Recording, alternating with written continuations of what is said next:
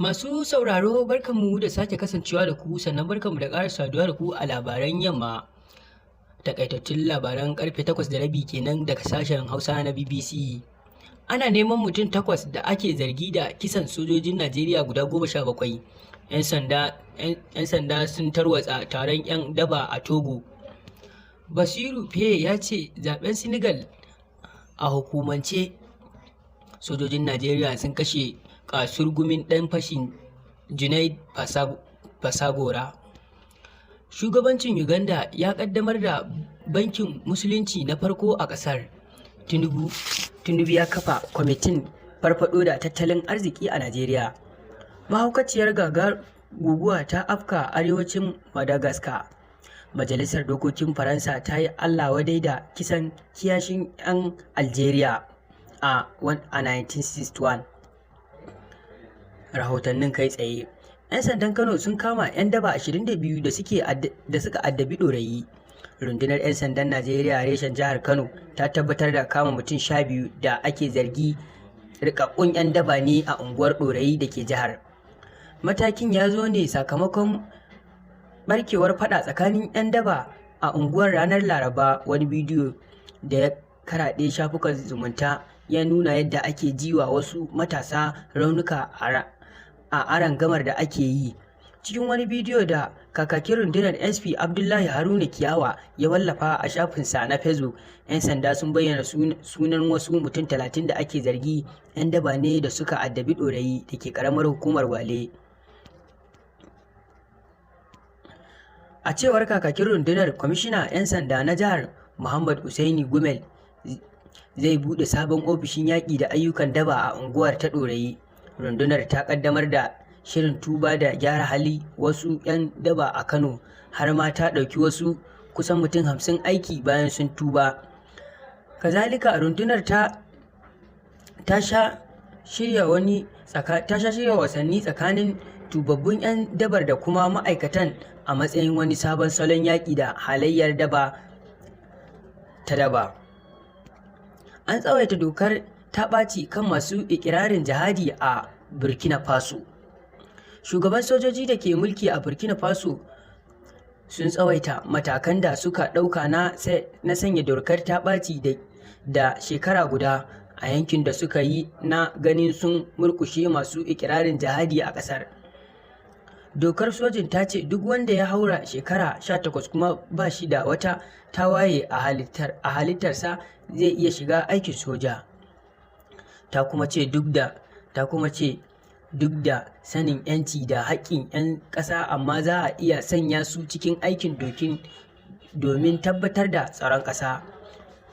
Masu aiki da rahotanni sun ce an rika samun bayyanar yadda ake tilastawa masu adawa da gwamnatin sojin Burkina Faso shiga aikin soja don yaƙi da masu ikirarin jihadi, wasu kuma aka rika sace su.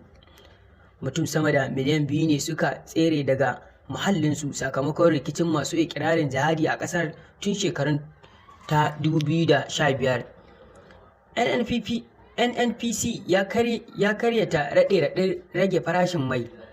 Kamfanin mai na Najeriya NNPC ya karyata rahotannin da ake yadawa na rage farashin mai daga naira 568 zuwa 560 duk lita ɗaya. NNPC ya karyata rahotannin cikin wata sanarwa da ke da sa hannu kakakin sa Femi Soyeni.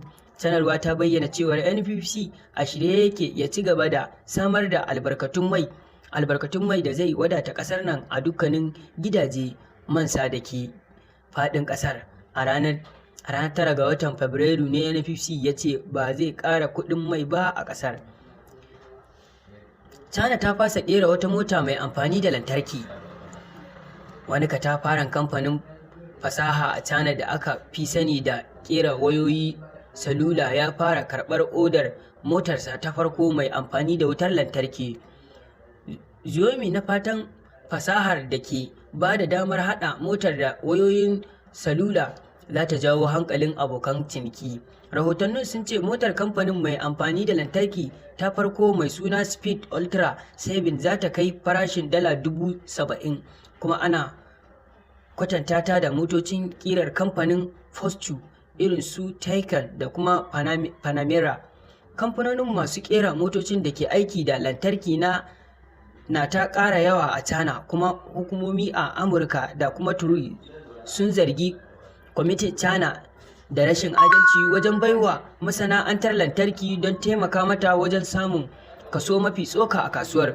Mutum hudu sun mutu sakamakon harin wuka a Amurka. An kashe mutum 4 yayin da 5 suka jikkata bayan wani mutum ya kai wa mutane hari wuka a jihar Illinois da ke Amurka. 'Yan sandan Rockport sun ce hare-haren sun faru ne bayan sumame aka yi kai wani gida da tsakar rana Laraba. Ɗaya daga cikin waɗanda aka raunata na cikin mawuyacin hali. Waɗanda harin ya ritsa da su sun haɗa da yarinya 'yar shekara 15 da wata mata 'yar shekara 63 da maza biyu 'yan shekaru 49 da ɗan shekaru 22. 'Yan sanda sun kama wani mutum mai shekara 22 sannan sun masa tambayoyi. 'Yan sanda sun ce har yanzu ba za a gano dalilin kai harin ba. An kai sumame ne a gidan da ke kan layin Florissant, sai dai hare-haren sun faru ne a wurare daban-daban, a cewar 'yan sandan. Babban jami'in ɗan sanda a yankin Winnebago, Gary Crowley, ya ce wata matashiya ta samu raunuka a hannayenta da fuskokinta bayan an ganta tana guduwa daga maharin. Matashiyar tana asibiti a yanzu tana jinya. Ya ƙara da cewa wani matashi ya samu raunuka a ƙoƙarin taimakawa matar lokacin da ake sararta. Shugaban 'yan sanda na Rockport, Charlie Reddy, ta ce bata duka waɗanda harin ya ritsa da su ba, sai kuma raunuka, kuma babu wanda ya ji rauni daga harbin bindiga. Ta kuma ce 'yan sanda ba za su yarda akwai wasu waɗanda ake zargi da suka tsere ba. Masu shigar da ƙara na son ɗaure Robiel Sabota.